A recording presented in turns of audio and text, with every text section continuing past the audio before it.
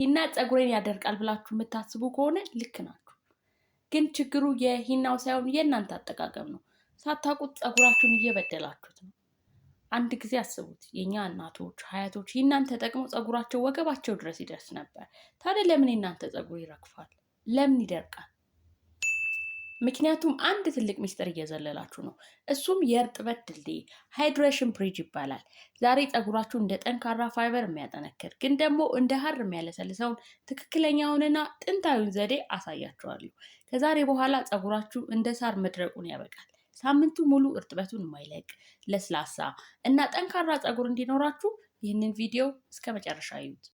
ከድሬዳዋ ጭሪ ሰፈር እስከ ሀረር ጀጎል ግንብ ሂና የውበት ልማድ ብቻ ሆኖ አያውቅም። ለሀረሪ ሴቶች ሂና የትውልድ አሻራ ነው፣ የሴትነት ወግ፣ የጽናት ምልክት። ይህንን ሚስጥር ከምስራቅ ኢትዮጵያ ተነስተን እስከ ጥንታዊቷ ህንድ፣ ሰሜን አፍሪካ፣ መካከለኛው ምስራቅ ድረስ የዘለቀ ጥበብ ነው። ሂና የሚታወቀው ለፀጉር ቀለምነት ብቻ አልነበረም፣ የተጎዳ ፀጉርን መልሶ ለመገንባት ነው። በህንድ ሂና የተከበረ የራስ ቅል እንክብካቤ አካል ነው፣ የትዕግስትና የዲሲፕሊን መገለጫ። በሰሜን አፍሪካ ሴቶች ፀጉራቸውን ከበረሃ ከሙቀትና ከድርቀት ለመከላከል ተጠቅመውበታል። ሁላችንም የምንጋራው ግን አንድ እውነት አለ። ሽበትን ለመሸፈን፣ እርጥበትን ለመመለስ፣ የራስ ቅልን ለማቀዝቀዝ እና ጤናማና ወፍራም ፀጉር ለማሳደግ ሂና ተወዳዳሪ የለውም። ይህ ዝም ብሎ የመጣ ፋሽን አይደለም፣ ይህ ስርዓት ነው። ግን አንድ ቦታ ላይ መንገዱ ጠፍቶናል። ዛሬ ብዙ ሴቶች ሂናን አንድ የሞክሩና ተስፋ ቆርጠው ይተውታል። ፀጉሬን አደረቀው አሳጠረው ይላሉ። አልተሳሳቱም እኮ፣ ግን ደግሞ ሙሉ እውነቱንም አላወቁትም። ምክንያቱም ሂና ብቻውን እንዲቀባ ተደርጎ አልተፈጠረም። ሂና ፀጉርን ያጠናክራል። ነገር ግን ማንኛውም ፀጉርን የሚያጠናክር ነገር ያለ እርጥበት ውሎ አድሮ ድርቀት መፍጠሩ አይቀርም። ችግሩ ሂናው አይደለም፣ አቀባቡ ነው። ዛሬ በዝርዝር የምናየው ሂና እንዴት ለሀበሻ ፎርቲ ፀጉር ተስማሚ ሆኖ እንደሚዘጋጅና ፀጉራችንን ሳይጎዳ እንዴት እንደሚያሳድገው ይሆናል። እስከ መጨረሻው ድረስ አብራችሁን ቆዩ። ሂና ለምን ፀጉር ያደርቃል የሚለውን መረዳት አለብን። ሂና በውስጡ ላውሰን የሚባል ሞለኪል አለው። ይህ ሞለኪል ከፀጉራችን ጋር ፕሮቲን ጋር ይጣበቃል፣ ፀጉርን ያጠናክራል፣ ቀዳዳዎቹን ደግሞ ይደፍናል። በተለይ ደግሞ የእኛ ፎርቲ ፀጉር ደግሞ በተፈጥሮ እርጥበትን ይራባል እንደምታውቁት። ስለዚህ ሂና ብቻውን ስንቀባው ፀጉር ላይ እንደ መጋረጃ ግድግዳ ይቆምና እርጥበት እንዳይገባ ይከለክለዋል። ሌላው ትልቁ ስህተት ደግሞ የሂና ምርጫ ነው። በጣም ተጠንቀቁ። እውነተኛ ሂና መቼም ቢሆን ጥቁር አይደለም። ጥቁር ሂና ፒፒዲ የሚባል እጅግ ጎጂ ኬሚካል አለው። ንጹህ ሂና አረንጓዴ ነው፣ ያው ፍሬሹ ቅጠሉ ማለት ነው። አድርቀነው ደግሞ ወደ ግራጫ ከለር ይቀየራል፣ ወደ ፓውደርነት ሲቀየር ሽታውም የአፈር ወይም የደረቅ ሳር ሽታ ነው ያለው። ለዛሬ እኔ የምጠቀመው ከህንድ የመጡ እንደ ሱፕሪም ሂና ወይም ናፕሮ ያሉ ምርቶችን ነው። እነዚህ በውስጣቸው አምላና ሽካካይ ስላላቸው ለፀጉር እድገት እጅግ ተመራጭ ናቸው። ጥራት ያለው ሂና መምረጥ ደግሞ የውጤቱ ግማሽ መንገድ ነው። ደግሞ ወደ ዝግጅቱ እንገባለን። ሂናዬን በውሃ ሳይሆን በፈሳሽ ቡና ነው የምበጠብጠው። ለምን? ቡናው የሂናውን ቀይነት ቀዝቀዝ አድርጎ ሪች ብራውን ወይም ጥልቅ ቡኒ ቀለም ይሰጠዋል ማለት ነው። ቡናው በራሱ ለፀጉር እድገትና ለራስ ቅል ጤና ትልቅ ጥቅም አለው። የደም ዝውውርን ይጨምርልኛል ማለት ነው እና ፀጉሬ ደግሞ የሚያምር አንጸባራቂ ቡናማ ከለር እንዲኖረው ሂናውን ይረዳልኛል ማለት ነው። ስለዚህ ቡና እጠቀማለሁ ማለት ነው። 4 ማንኪያ ቡና ፓውደር ጨምርበትና ወፈር አድርጌ አፍልቼ ወይም አንድ ብርጭቆ ቀስ እያልኩ ሂናዬን እበጠብጥበታለሁ ማለት ነው። ሂናውን ስታቦኩት በጣም ወፍራም መሆን የለበትም። ልክ እንደ ክሬም መለስለስ አለበት። ከበጠበጥነው በኋላ ደግሞ ወዲያው አንቀባውም። ያው እንደምታውቁት ሂና መብሰል አለበት። ቢያንስ ለ12 ሰዓት ወይም ለአንድ ሌሊት ማደር አለበት ማለት ነው። ለምንድን ነው? በምናሳድርበት ጊዜ ኦክሲዳይዜሽን ይካሄዳል። ቀለሙ ደግሞ ጠቃሚ ንጥረ ነገሮች ይዞ ይወጣልናል ማለት ነው። ስለዚህ ጠዋት ላይ ስታዩት የላይኛው ክፍል ጠቁሮ የሚያምር ዳርክ ብራውን ቸኮሌት ሆኖ ታገኙታላችሁ። ይህ ማለት ሂናው ለመቀባት ዝግጁ ሆኗል ማለት ነው። ለስላሳ ፀጉር ያላችሁ እዚህ ጋር ተቀብታችሁ መሄድ ትችላላችሁ።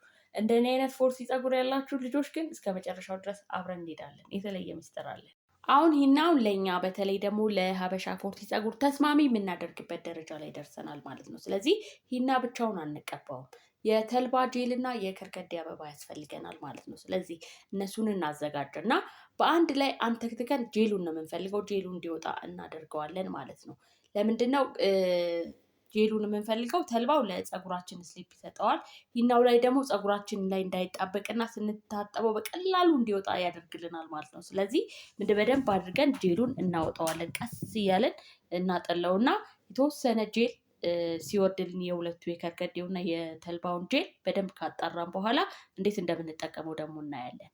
በመቀጠል ደግሞ ይህንን ያወጣሁትን ጄል ከሂናዬ ጋር አዋህደዋለሁ ማለት ነው። በደንብ አድርጌ ካዋህድኩት በኋላ ከዛ 1 ማንኪያ የሺያ በተር የቀለጠውን እጨምርበታለሁ ማለት ነው። ሌላም ዘይትን መጠቀም ትችላላችሁ። እናንተ ያላችሁን 1 ማንኪያ ዘይት መጨመር ትችላላችሁ። እና ሌላ እዚህ ጋር የምጨምረው 3 ማንኪያ የበሰለ አቮካዶ ክሬሙን እጨምርበታለሁ ማለት ነው። የተፈጨ አቮካዶን ምክንያቱም አቮካዶ ለፀጉራችን ምግብ ሲሆን ሺያ በተሩ ደግሞ እርጥበቱ እንዳይወጣ ይቆልፈዋል ማለት ነው። ስለዚህ ሁሉንም በአንድ ላይ አዋህጄ በቃ ልክ እርጎ እስኪመስልልኝ ድረስ በደንብ አድርጌ እስኪለሰልስ አዋህደዋለሁ ማለት ነው። ልክ በቃ የሆነ ግሪክ ዮገርት አይታችሁ ታውቃላችሁ? ልክ እንደዛ ቲክነሱ በጣም ሳይወፍ በጣም ሳይቀጥን ቆንጆ የሆነ ቲክነስ እንዲሆን አድርገዋለሁ ማለት ነው። አቀባባችንም ራሱን የቻለ ስርዓት አለው። ፀጉራችን ንጹህና ከውስጥ የረጠበ ቢሆን የበለጠ አሪፍ ይሆናል። ምክንያቱም በንጹህ ፀጉር ላይ ስንጠቀመው ሁል ጊዜ ማንኛውንም ማስክ በንጹህና በረጠበ ፀጉር የበለጠ አብዞርብ ያደርገዋል ብለን ስለምናወራ ሁል ጊዜ አሁንም ሂናችንን በንጹህ ፀጉር ላይ ብንጠቀመው በጣም አሪፍ ይሆንልናል ማለት ነው። ስለዚህ በትንንሽ ክፍል ከፋፍለን ከስር እስከ ጫፍ ድረስ እያንዳንዱ የፀጉር ዘለላ ድረስ መዳረስ አለበት። እያንዳንዱ ክፍል እያንዳንዱ የፀጉር ዘለላ ማግኘት አለበት ማለት ነው። ልክ ሂናው በቃ ልክ እንደ ክሬም ስለሚለሰልስ ለመቀባት ደግሞ አይከብደንም ማለት ነው። በዚህ ሰዓት እንግዲህ እኔ ጓንት አልተጠቀምኩም። በጣም ይቅርታ አድርጉልኝና ጓንት አድርጉ። ጓንት ማድረግ ግዴታ ነው። ያለዛ ከለሩ በቃ እጃችሁ እንዴት እንደሚያምር። ከዛ ያው እንደተለመደው ሻወር ኬፓችን እናደርግና ለ3 ሰዓት ብቻ ቆይተን ሞቅ ባለ ውሃ ብቻ እንታጠበዋለን። በሻምፖ በፍጹም አትንኩት። በተለይ በንጹህ ፀጉር ላይ ቅድም እንዳልኳችሁ ታቀብታችሁት ከሆነ ሻምፖ ፈጽሞ እንዳታስነኩት ፀጉራችሁን። ውጤቱ ግን ምንም ይሆን ይመስላችኋል? የጠነከረ ወፍራም ግን ደግሞ እንደ ሀር የለሰለሰ ፀጉር። እሺ ስለዚህ ማንኛውም ለፀጉራችን የሚሰጠውን ጠንካራ ማስክ ከተጠቀምን በኋላ የምናደርጋቸውን ውህድ ውሃዎች አሉ አይደለ? ስለዚህ ሂና ደግሞ ለፀጉራችን ጥንካሬ የሚሰጠውን ጥቅም አያጠራጥርም። የፀጉር ዘለላዎችን ያጠናክራል፣ የተጎዱ ክፍሎችን ይጠግናል። ነገር ግን ለፎርሲ ፀጉር ባለቤቶች ጥንካሬ ብቻ በቂ አይደለም። ብዙዎቻችን የምንሳሳተው ደግሞ እዚህ ጋር ነው። ሂና ተቀብተን ከታጠበን በኋላ ፀጉራችን ራሱን ችሎ እርጥበት ይይዛል ብለን እናስባለን። በፍጹም። ነገር ግን ሂና የፀጉር ፕሮቲን የፀጉራችን የተሰራበት ኬራቲን አለ አይደለ? እሱን ስለሚመሳሰለው እና እሱ ጋር ሄዶ ስለሚለጠፍ ተገቢውን የሆነ የውሃ ሚዛን ሞይስቸር ባላንስ ካላገኘ ፀጉራችን ሊደርቅና ሊሰባበርብን ይችላል። ጤናማ ፀጉር ደግሞ በአንድ ቀን ትሪትመንት ብቻ አይገነባም። ሁሌ እንደምላችሁ በየቀኑ በሚደረግ ኮንሲስተንሲ ነው። ስለዚህ ሳምንቱ ሙሉ ይሄንን እርጥበት፣ ይሄንን ሞይስቸር፣ ይሄንን ልስላሴ እንዴት ነው ይዘነው የምንሄደው የሚለውን እናወራለን። ስለዚህ የሃይድሬሽን ሲስተም ያስፈልገናል። በ3 መሰረታዊ እጽዋት ላይ የተገነባ ነው። አጃ፣ የጽጌረዳ ውሃ፣ ሬት። ስለዚህ አጃን የምጠቀመው ከዚህ በፊት እንደነገርኳችሁ በውስጡ ቤታ ግሉካን የተባለ ተፈጥሯዊ ፖሊሳካራይድስ ይዘዋል። ስለዚህ ይህን ንጥረ ነገር ደግሞ የምናገኘው በፀጉራችን ላይ የማይታይ ቀጭን ሽፋን በመፍጠር እርጥበት እንዳይወጣ ይከላከልልናል ማለት ነው። የሰጠነው እርጥበት እንዳይወጣ። ስለዚህ ይህንን ቤታ ግሉካን ለማግኘት ደግሞ ምን እናደርገዋለን? ለአንድ አዳር እንዘፈዝፈዋለን ማለት ነው። ከዘፈዘፍነው በኋላ አጃውን በቃ ጠዋት ላይ ለጥቂት ደቂቃዎች ብቻ እናፈለዋለን። ዛሬ የምንፈልገው አጃውን ራሱ ሳይሆን ውሃውን ነው ማለት ነው። ስለዚህ ለጥቂት ደቂቃዎች ካፈላነው በኋላ እናወርደዋለን ማለት ነው። በውስጡ ያለው ንጥረ ነገር በምናፈላበት ጊዜ ወደ ውሃ ውስጥ እንዲገባ የበለጠ ይረዳዋል ማለት ነው። ከዛ አውርደን ትንሽ እናበርደውና ከዛ በኋላ እናጠለዋለን ማለት ነው። ዛሬ እንዳልኳችሁ የምንፈልገው ውሃውን ብቻ ስለሆነ አጥልዬ አጃውን ውሃ አውርደዋለሁ ማለት ነው። ስትዘፈዝፉት 2 ማንኪያ ብቻ ይበቃችኋል። በደንብ በአንድ ኩባያ አድርጋችሁ ዘብዝፋችሁ ካሳደራችሁት በኋላ ጠዋት ትንሽ ትቀቅሉታላችሁ፣ ከዛ ታጠሉታላችሁ ማለት ነው። ይህንን ነው የምንፈልገው። ሌላኛው ደግሞ ዛሬ የምንፈልገው የጽጌረዳ አበባ ወይም የጽጌረዳ ውሃ ነው ማለት ነው። ለምን? ይህ የጽጌረዳ ውሃ የፀጉራችንን ፒኤች ሌቭል ለማስተካከል ይረዳናል።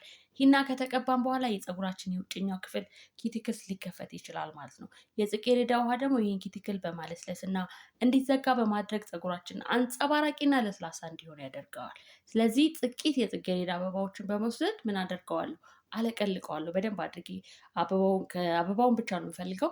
ቀንጠስ ካደረግኩት በኋላ በደንብ አድርጌ አለቀልቀውና ለአንድ ኩባያ ውሃ ጨምሬ ለ10 ደቂቃ አፍልቼ አፈለዋለሁ ማለት ነው። ምክንያቱም በደንብ በሚፈላ ሰዓት ነው እንደምታዩት የአበባው ነጭ እየሆነ ውሃው ደግሞ ወደ ሮዝ ከለር እየተቀየረ ይመጣልኛል ማለት ነው።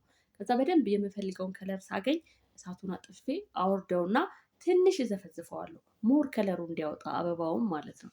ከዛ ሲበርድልኝ ያንን ቅድም ያጠለልኩት አጃ ያለ አይደለ ከሱ ጋር አብሬ እቀላቅለዋለሁ ማለት ነው። ሙሉን ሳይሆን የተወሰነውን የጽጌረዳ ውሃ ወደ አጃ ውስጥ እቀላቅለዋለሁ ማለት ነው። ከዛ ደግሞ ምን እንጨምራለን የሚለው እናያለን። እሺ ሌላኛው ደግሞ ሬት ነው። ሂሜክታንት ሬት ለፎርቲ ፀጉር እጅግ አስፈላጊ የሆነ በቃ ኢላስቲሲቲ ወይም መሳሳብ አቅም የሚሰጥልን ነው።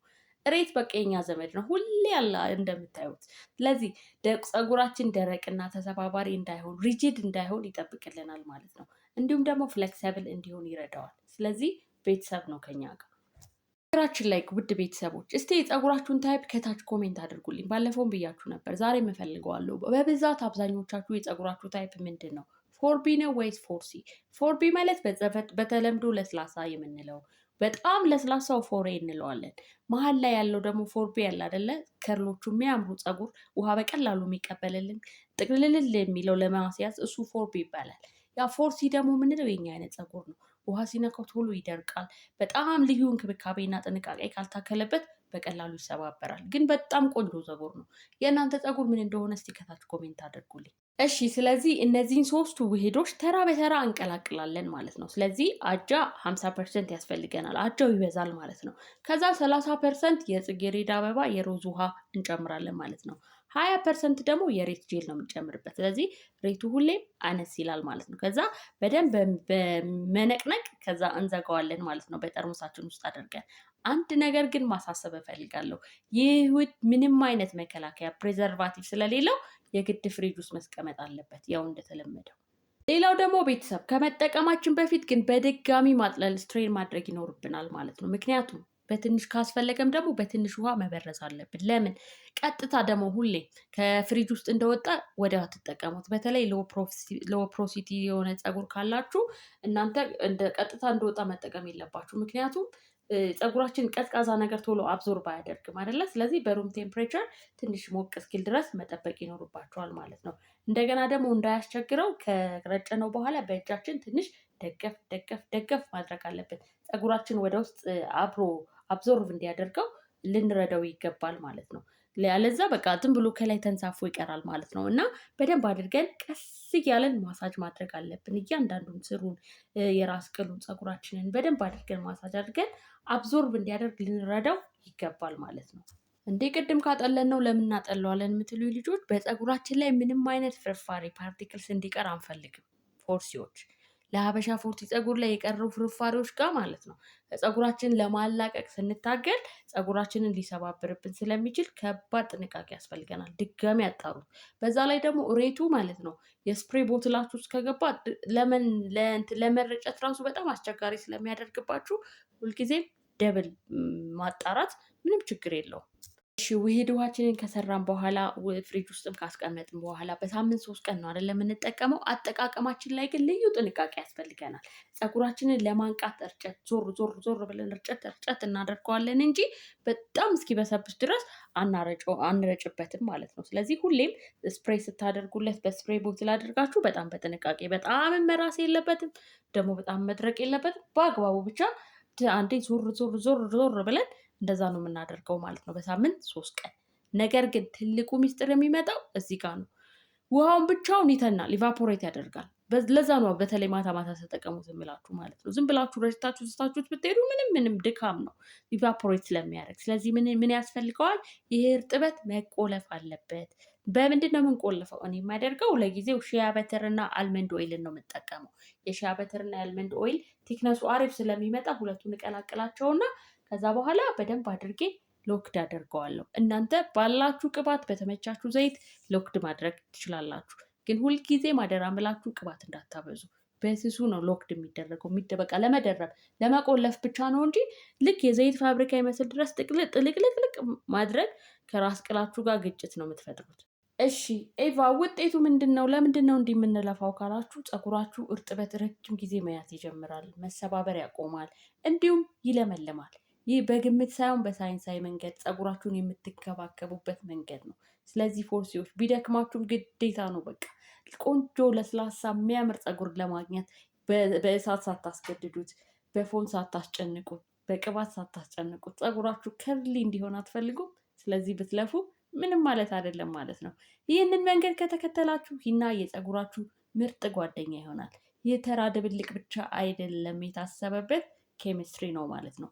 ቪዲዮን ከጠቀማችሁ ላይክ አድርጉ፣ ሼርም አድርጉ፣ ሰብስክራይብ ማድረግም አትርሱ።